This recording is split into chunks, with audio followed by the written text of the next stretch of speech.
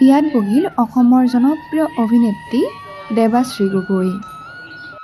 হয় বন্ধু বান্ধৱীসকল, চিৰজীৱনৰ বাবে একলগ হ'ল অভিনেত্ৰী দেৱাশ্ৰী গগৈ। ইজনে সিজনৰ হাত ধৰি গোটেই জীৱন একেলগে থকাৰ প্ৰতিশ্ৰুতিৰে বিবাহপাশত আবদ্ধ হ'ল অভিনেত্ৰী দেৱাশ্ৰী গগৈ আৰু পুলিচ বিষয়া সীমান্ত বৈশ্য। ইতিমধ্যে অভিনেত্ৰীগৰাকীক শুভেচ্ছাৰে ভৰাই পেলাইছে। যোৱাকালি অৰ্থাৎ 20 জানুৱাৰী তাৰিখে বিবাহপাশত আবদ্ধ হয় অভিনেত্ৰী দেৱাশ্ৰী গগৈ।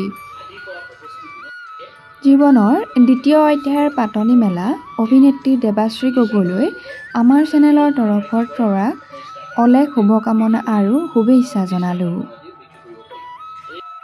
ইতিমধ্যে অভিনেত্ৰীগৰাকীয়ে ছ'চিয়েল মিডিয়াত শ্বেয়াৰ কৰিছে তেওঁলোকৰ বিয়াৰ কিছু ভাল লগা মুহূৰ্ত।